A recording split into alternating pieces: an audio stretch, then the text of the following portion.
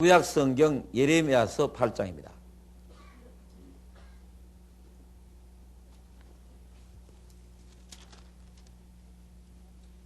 (1065페이지입니다) 1065페이지요.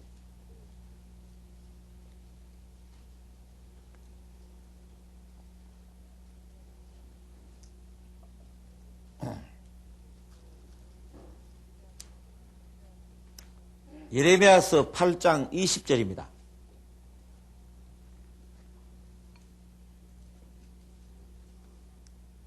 저 따라서 같이 한번 읽었어요. 추수할 때가 지나고 여름이 다하였으나 우리는 구원을 얻지 못한다 하는도다. 이상한 말이죠. 읽어도 무슨 말인지 잘 모르실 겁니다. 추수하고 여름하고 구원하고,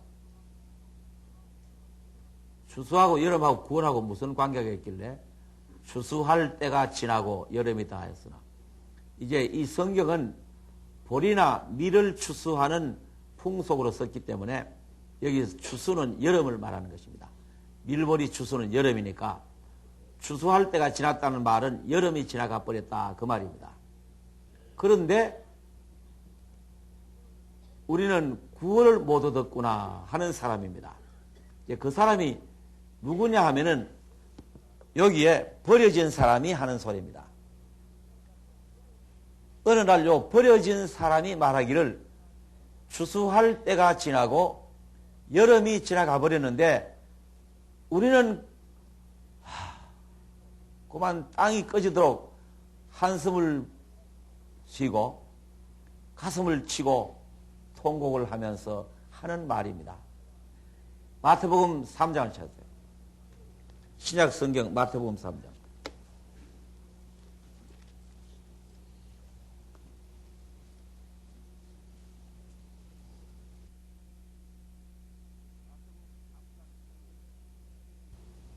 마태복음 3장 5절입니다.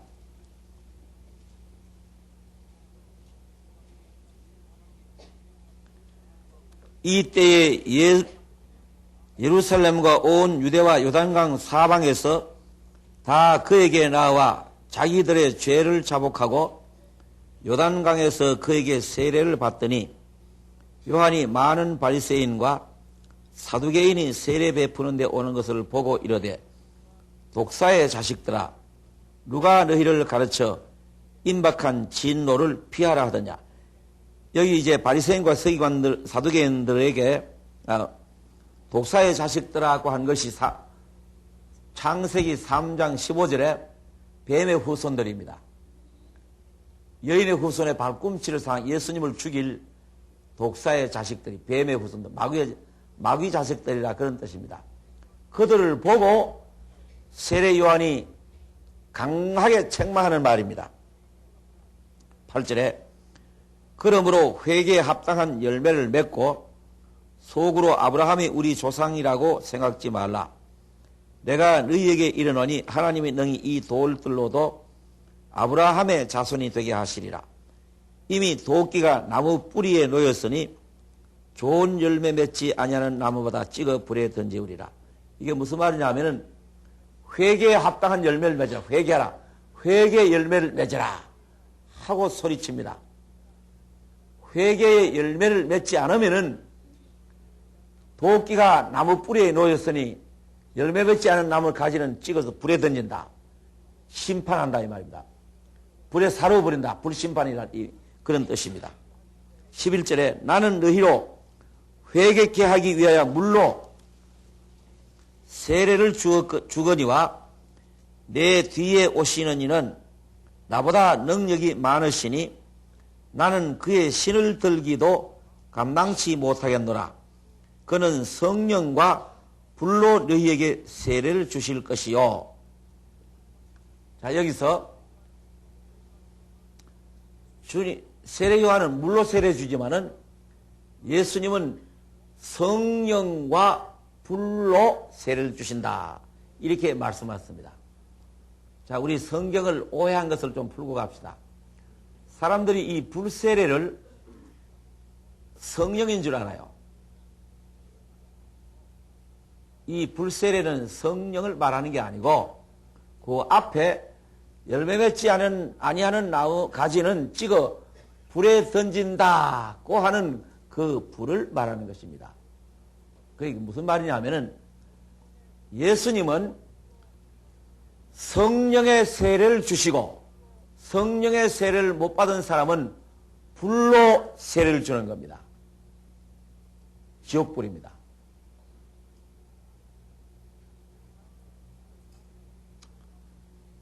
그래서 사람들이 성령의 세례는 생각지도 않고 불세례 받으려고 그냥 암달아가지고 다니요. 여러분 불세례가 뭐냐 하면 사람들이 생각하는 불세례는요, 몸이 화끈하다든지 덩어리가 뜨거하다든지 활활 떨린다든지 그게 불세례인 줄 알아요. 그게 썩는 것입니다.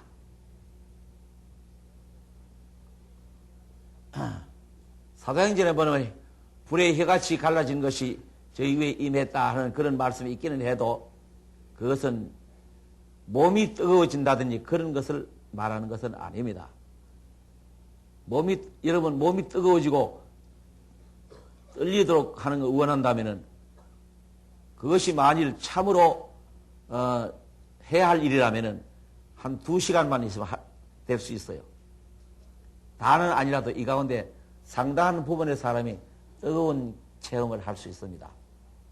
그건 어떻게 하느냐 하면은 방법이요.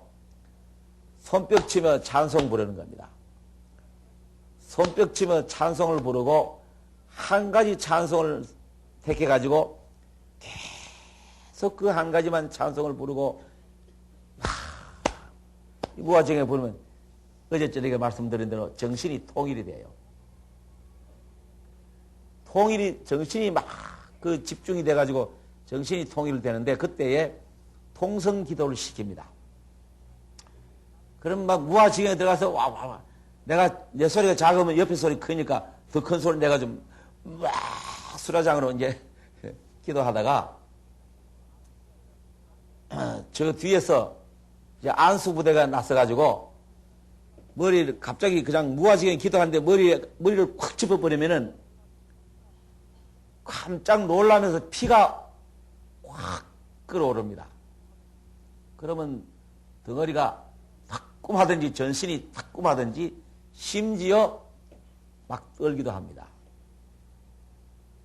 그건 성령이 아니에요. 감정이고 피가 끓어오르는 것이지 성령은 그런 게 아닙니다.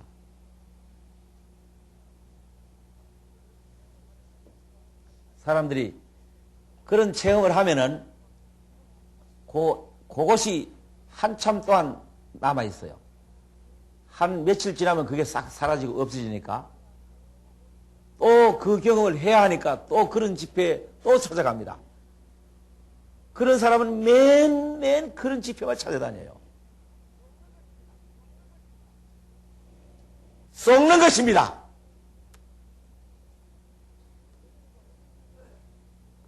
썩는 것이에요. 성령의 세례를 받아야 되는데 성령의 세례는 하나님의 말씀을 깨달을 때 받는 것입니다. 여러분 분명히 성령의 세례를 받아야 돼요.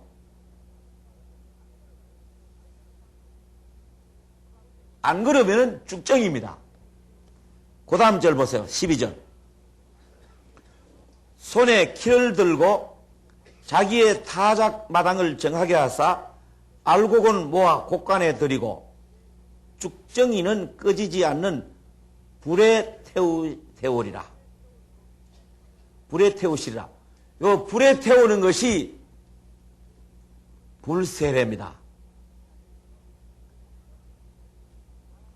자, 여기서 사람이 어머니 모태에 처음에 태어나잖아요. 이 육신이 태어납니다. 이건 이제 곡식으로 말하면 끝펄입니다. 끝펄. 겨 있잖아요. 겨. 끝펄인 셈이에요. 그래 이제 살아가다가 어느 날 이 하나님의 말씀을 깨달을 때에 성령이 와버립니다. 그러면은 새 생명, 그 생명이 바로 하나님의 아들의 생명이 되는 거예요. 그러니까 하나님의 아들로 태어나는 거예요. 그게 뭡니까? 그게 알곡인 거예요. 그게 알곡인 거예요.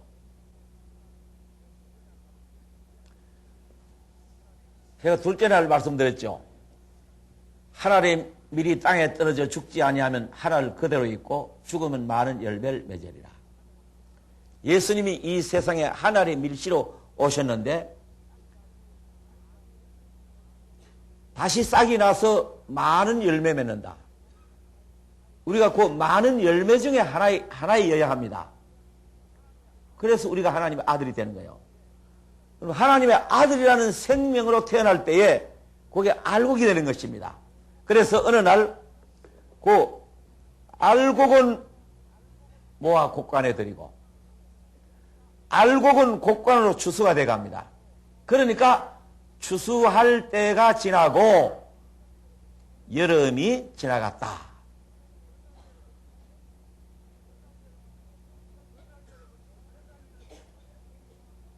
어느 날 여러분 분명히 갑자기 사람들이 많은 구원받았다는 사람들이 가짜 내놓고는 다 갑자기 없어집니다.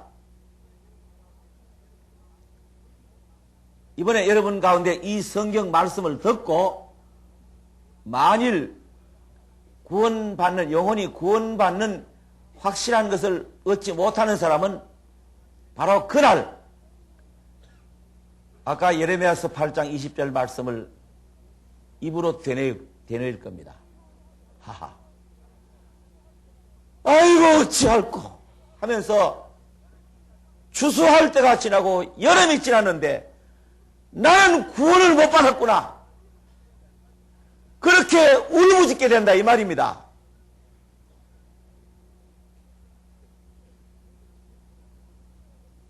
죽정이 여기 예수님 하신 말씀 죽정이는 꺼지지 않는 불에 태우시라. 이 세례 요한의 말이지만 죽정이. 자 여러분 냉철하게 자기를 한번 살펴보십시오. 내가 지금 현재 죽정이냐 알곡이냐. 죽정이라는 말은 어머니 못에 태어난 육신으로 태어난 이것뿐이고 안에 새 생명 그리스도의 생명이 없는 죽정이래요.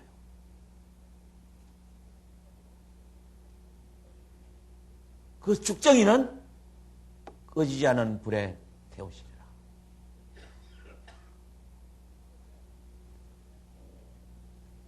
그렇기 때문에 여러분 아무리 바빠도요, 아무리 이 세상에 중요한 일이 많아도 이 문제부터 해결하고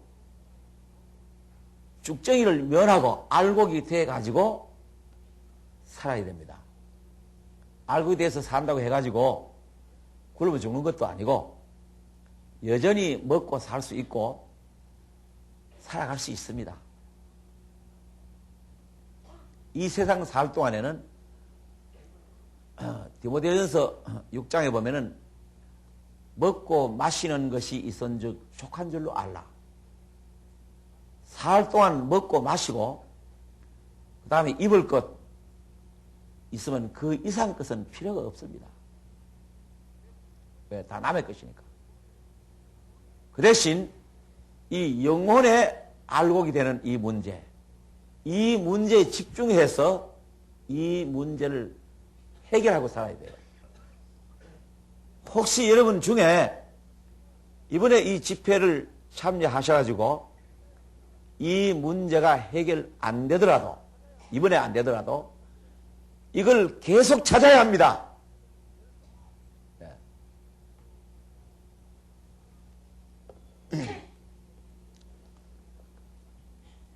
이 세상에서 가장 중요한 문제가 이 문제입니다. 고린도전서 15장 찾으세요.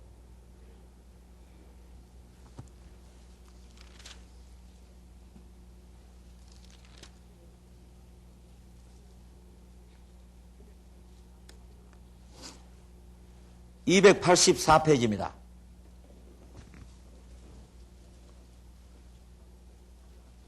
(284페이지) 고린도전서 15장 51절입니다. 어제 데살로니가전서 4장 같은 말인데요. 보라, 내가 너희에게 비밀을 말하노니. 자, 여기 비밀입니다. 인간 역사 속에는 전혀 나타나지 않는 비밀이 하나 있습니다. 우리가 다 잠잘 것이 아니오. 마지막 날에 순식간에 호련히 다 변화하리니 나팔 소리가 나매 죽은 자들이 썩지 아니할 것으로 다시 살고 우리도 변화하리라. 자, 이게 변화한다. 변화한다. 이미 죽은 사람들이 썩지 아니할 것으로 부활을 하고 우리도 변화한다. 자, 변화하는 사람은, 이 육신이 변화하는 사람은, 속에 알고 긴 사람은 그때 가서 육신이 변화한다. 이렇게 되어 있습니다.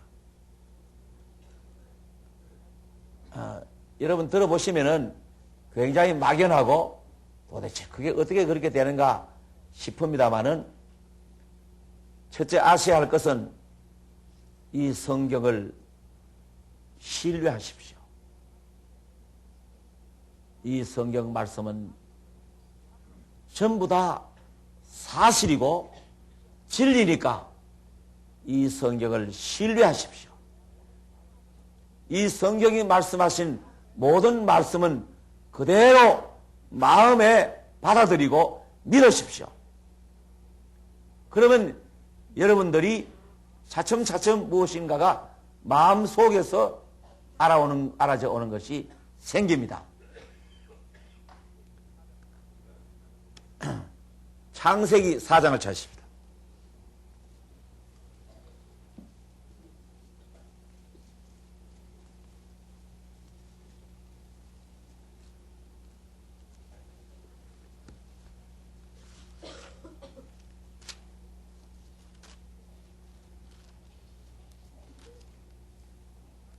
(1) 절부터 읽겠습니다.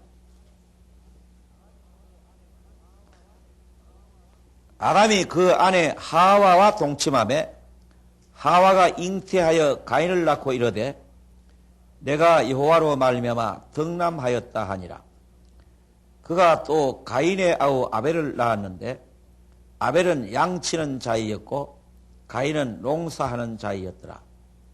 세월이 지난 후에 가인은 땅의 소산으로 제물을 삼아 여호와께 드렸고 아벨은 자기도 양의 첫 새끼와 그 기름으로 드렸더니 여호와께서 아벨과 그 제물은 연납하셨으나, 이 연납이란 말은 하나님이 기뻐 받으신다 그 말입니다. 연납하셨으나 가인과 그 제물은 연납하지 아니하신지라. 가인이 심히 분하여 안색이 변하니 여호와께서 가인에게 이르시되 네가 분하여 하면 어찌미며 안색이 변하면 어찌미뇨. 네가 선을 행하면 어찌 낯을 들지 못하겠느냐. 선을 행치 아니하면 죄가 문에 엎드리느니라. 죄의 소원은 네게 있으나 너는 죄를 다스릴지니라. 여기 보면은 그 앞에 창세기 3장 15절 또 한번 읽고 이 얘기하겠습니다. 창세기 3장 15절에 있어요. 내가 너로 여자와 원수가 되게 하고 너희 후손도 여자의 후손과 원수가 되게 하리니 여자의 후손은 내 머리를 상하게 할 것이요 너는 그의 발꿈치를 상하게 할 것이니라. 이제 이 뱀의 마귀의 꾀임으로 에덴 낙원을 잃게 됐습니다. 죄를 짓고 에덴 낙원을 잃게 됐습니다. 그래서 이 하와, 아담의 아내 하와가 굉장히 마음으로 분한 마음이 생겼습니다. 그래서 뱀과의 사이에는 원수, 사단과는 원수가 됐습니다. 굉장히 분한 마음이 생겨가지고 있는데 말씀하시기를 여자의 후손이 나면은 이 원수를 갚아준다는 거예요. 뱀의 머리를 상하게 한다. 여기는 머리를 상하게 한다. 꽤 점잖은 말로 표현했는데 뱀을 뭐 머리라고 그래? 대가리라고 그래야죠. 대가리를 냈다 뭉개버린다 이 말입니다. 그러면 죽어버린다 이 말이에요. 그러니까 여자의 후손이 나면은 뱀의 머리를 부셔버리면 뱀이 죽어버린다. 뱀의 후손은 여자의 후손의 발꿈치를 상하게 한다. 이건 이제 예수님 십자가에 죽으실 것이지만은 하나님이 살려버리니까 발꿈치가 상해졌다 하는 그런 뜻입니다. 그런데 이때에 이미 이 하와의 마음 속에는 마귀의 생각이 들어가 있습니다. 선악을 알게 하는 나무의 실과를 먹는 한 정령 하나님과 같이 지혜로워서 눈이 밝아져 하나님과 같이 된다 하는 그 말을 듣고 먹었기 때문에 마귀의 말이 그 속에 들어가 있습니다. 그러니까 하나님의 말씀을 바로 깨달을 수 있는 힘이 없어요. 하나님의 말씀을 바로 알아차리고 바로 이해하고 바로 깨달을 수 있는 힘이 없습니다. 하나님께서는 하와에게 여자의 후손이 난다고 하는 것은 예수님이 먼 훗날에 예수님이 탄생하셔서 그 예수님이 원수 마귀를 쳐부신다는 그 말씀이었는데 하와는 그 말씀을 어떻게 받아들였는가 하면은 자기가 아들 낳으면은 그 아들이 자기 원수를 갚아줄 후손이다. 이렇게 받아들인 거예요. 그러니까 성경을 바로 이해할 수 있는 능력이 없었습니다. 자, 그러니까 여러분, 이번에 여러분들이 이렇게 연일 연하 성경 얘기를 들으시고 계시는데 이 성경 얘기를 들으시면서 어떤 말씀은 쉬운 것도 있지만은 어떤 말씀은 굉장히 어려운 것이 있고 또 마음에서 거부 반응이 일어나는 게 있어요. 왜 그러냐? 여러분 속에 다른 소리가 하나 있기 때문에 그래요. 여러분 마음 속에 다른 말, 다른 소리가 하나 있기 때문에 그 다른 말이 여러분으로 하여금 이 성경을 이해하지 못하게, 깨닫지 못하게 하는 힘이 하나 있습니다. 그걸 자제하세요.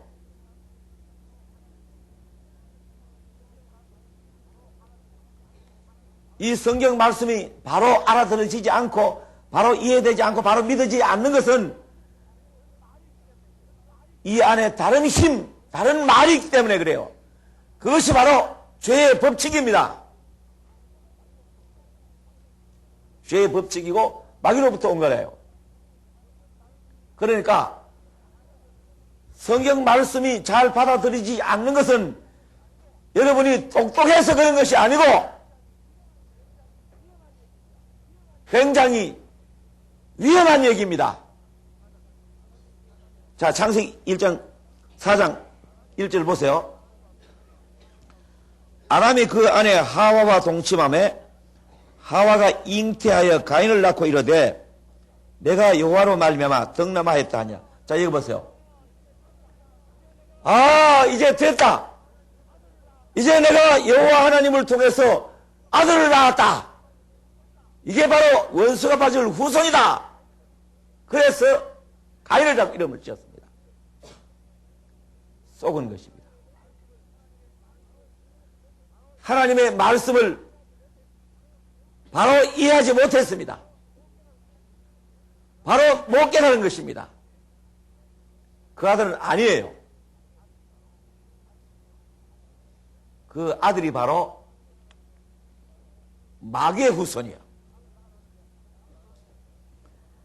그래 아들 낳아놨는데 한참 있어봐도 그 아들이 자기의 원수를 갚아주질 않거든요. 그리고 있는데 또 아들 또 하나 낳았어요. 2절. 그가 또 가인하고 아벨을 낳았는데 아벨은 양치는 자이었고 가인은 농사를. 아벨이라는 말의 뜻이 뭐냐 하면은 허무하다는 뜻입니다. 왜 허무하다는 뜻으로 아들 이름을 지었냐면은 가인을 낳았는데 허무하거든요. 가인을 낳았는데 그가 기대하던 아들이 아니었습니다. 그래서 아벨이라는 이름을 지었습니다. 그래서 그 두 아들이 각기 생업이 다릅니다. 가인은 열심으로 얼굴에 땀을 흘려가면서 농사하는 사람이었고, 아벨은 양치는 그냥, 그때는 그냥 양친다고 해봤자, 들판에 그냥 양들이 그냥 제대로 풀 뜯어먹고 제대로 굵어가는 그런 것을 말합니다. 그 다음에 추수를 해가지고 가인이 하나님께 제사를 드리는데 그때 이 제사라는 것이 예배한다는 그런 뜻입니다. 곡물을 가지고 곡물을 준비해서 우리나라의 그 조상 제사 하는 식으로 말입니다.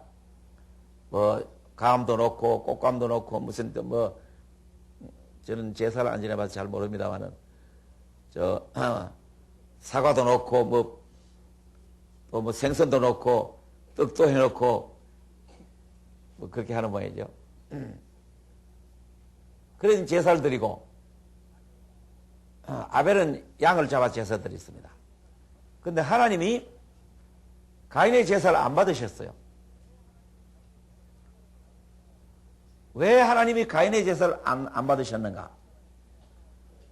두 사람의 제사 중에 더 정성 들이고 땀 흘리고 공력을 많이 들인 제사는 가인의 제사입니다. 3장 보세요. 17절. 아담에게 이르시되 네가 네 아내의 말을 듣고 내가 너더러 먹지 말라 한 나무 실과를 먹었은즉 땅은 너로 인하여 저주를 받고 너는 종신토록 수고하여야 그 소산을 먹으리라. 땅이 네게 가시덤불과 은광퀴를 낼 것이라. 너의 먹을 것은 밭의 채소인즉 네가 얼굴에 땀이 흘러야 식물을 먹고 필경 흙으로 돌아가리니 그 속에서 네가 취함을 입었음이라. 너는 흙이니 흙으로 돌아갈 것이니라 하시니라. 자, 농사에서 곡물을 얻는 것은 땀이 흐르고 허리가 아프고 공력이 많이 드는 겁니다. 온 정성을 다 기울여 땀 흘려 얻은 땀의 결정체를 하나님께 드렸다는 것은 정성 들이고 힘을 기울이고 한 그걸 하나님께 드렸더니 하나님 외면하셨어요. 아벨의 제사 안 받으셨어요. 왜 그런지 아세요? 하나님 참 야속하시다고 생각하시겠죠. 제가 이전에 방송국에서 방송할 때 이 성경 가지고 방송을 하면서 무슨 말을 했냐면은 하나님 앞에 11조만 바치면은 하나님이 다 받으시는 줄 알지만은 11조를 바친다고 다 받으시는 게 아니라고. 11조 바쳐도 하나님과 관계없는 사람 많다고 하는 그런 설교를 했더니 어떤 사람이 당장에 편지 한 장이 날라왔어요. 제가 고향군에 사는 사람인데 도대체 어쩌자고 그런 방송을 하느냐고. 자기는 평생을 비닐하우스를 하면서 씨 없는 수박도 하고 겨울철 때면은 비닐하우스 안에 씨를 심어놓고 그 씨가 자라는 그 안에 난로를 피우고 자기는 자기의 작품, 자기의 작물과 운명을 같이 하면서 그 안에서 잠도 자고 그렇게 열심히 정성 들여 농사 지어가지고 11조 하나님께 바치고 사는 그런 보람으로 인생을 살아가는데 어느 날 방송을 들으니까 이런 방송이 도대체 어떻게 된 거냐고 막 화가 나기도 하고 해서 편지 한 장 날라왔어요. 그래서 제가 답장을 그때는 전화로 하지 않고 답장을 보냈는데 한번 찾아오라 그랬습니다. 찾아와서 제가 이 말씀을 쭉 다 얘기하고 그 다음에 또 계속 얘기를 했더니 그날 당장에 구원을 받아버렸어요.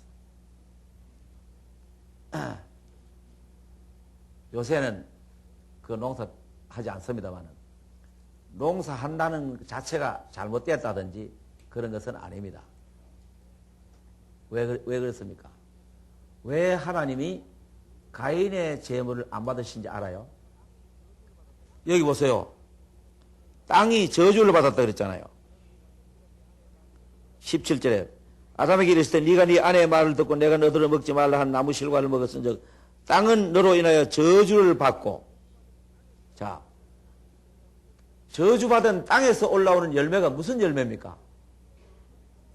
저주의 열매를 하나님께 바친 거예요. 저주의 열매를 하나님께 바쳤으니 하나님을 저주한 것입니다. 자, 이제 그게 무슨 뜻이냐 하면요. 사람의 육신이 있잖아요. 이 육신도 흙에서 나왔습니다. 이 육신도 흙에서 나왔기 때문에 인간이 땀을 흘리고 애를 쓰고 정성 들이고 공을 들이는 것은 공든 탑이 무너지랴 하면서 공을 들이는 것은 저주의 열매입니다. 하나님과는 관계가 없어요. 아무 상관이 없는 거예요. 사람이 날 때부터 죄인입니다. 이 죄의 나무는 바로 죄인을 말하는 것인데, 죄인에게서는 죄만 열리지, 죄라는 열매뿐입니다. 죄인에게서는 의의 열매가 없습니다. 의의 열매가 있을 수가 없어요. 사람이 볼 때에 의로운 열매 같고 선한 열매 같지만은 하나님이 보실 땐 전부가 죄뿐입니다.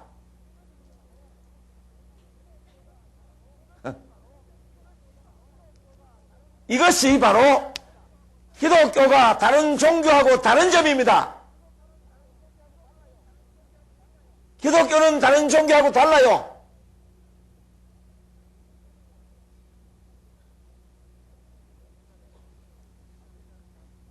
그래서 옛날에 칼빈이라는 사람은 기독교 강요에서 뭐라고 썼냐면은 인간은 완전 타락한 것이다.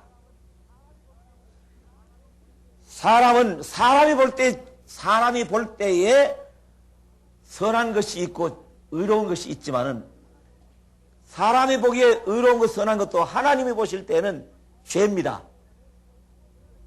죄밖에 없어요.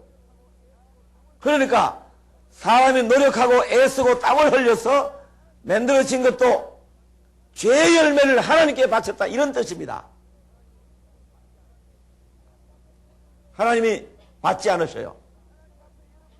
그러니까 하나님 앞에 여러분들의 의로운 생활이라는 거, 착한 생활이라는 거 하나님이 인정 안 하십니다. 사람들이 볼 때 인정받는 거지. 아마 이 말씀은 여러분들이 이해하기 어려울 겁니다. 저 따라 한번 읽어보세요. 로마서에 있는 말씀인데 이따 읽기로 하고 저 따라 읽어보세요. 의인은 없나니 하나도 없으며. 보세요. 의인이 아니면 죄인이거든요. 죄인에게서는 죄라는 열매뿐인 거예요. 죄인에게서는 죄라는 열매뿐입니다.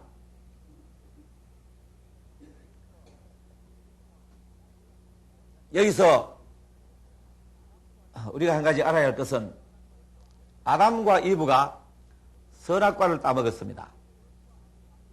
그리고 선과 악을 알게 됐습니다. 선과 악을 알게 됐는데 그 선이 무슨 선이냐 하면은 사탄의 선이고 사람의 선이지 하나님의 선이 아니고, 선이 두 가지입니다. 하나는 하나님의 선이고 하나는 인간의 선입니다. 자, 이제 그래서 우리가 알아야 할 것은 창세기 2장 17절에 선악을 알게 하는 나무의 실과를 먹지 말라.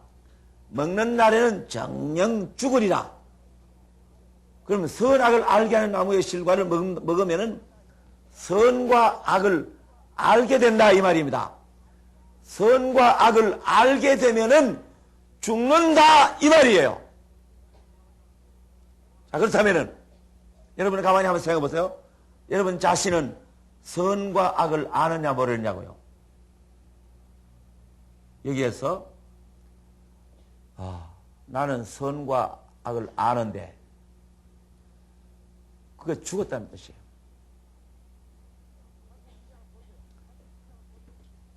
창세기 2장 한번 보세요. 17절.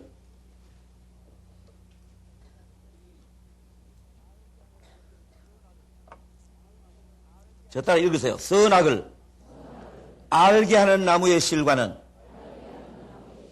먹지 말라. 네가 먹는 날에는 정령 죽으리라. 자, 보세요. 선악을 알게 하는 나무잖아요. 먹으면 선악을 알게 되고 정령 죽는다 이렇게 말했잖아요. 자, 그래서 우리 한번 생각해 보십시다. 이 세상에 전쟁이 왜 일어납니까? 싸움이 왜 일어납니까? 어떤 때는 부자 간에 싸우고, 어떤 때는 형제 간에 싸우고, 어떤 때는 부부 간에 싸우고, 그 다음에 가정과 가정 간에 싸우고, 나아가서는 나라와 나라끼리 싸우고. 싸움이 왜 일어납니까? 전부 다 자기는 선이다 이겁니다.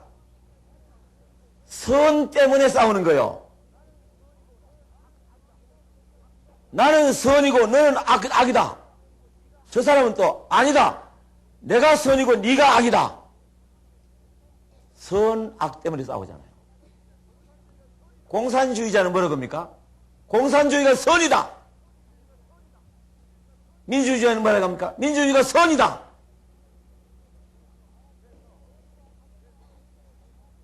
그래서 사람들은 선과 악을 아는 이 세상은 오늘날 전쟁의 세상, 다툼의 세상, 이런 세상이 되어버린 거예요.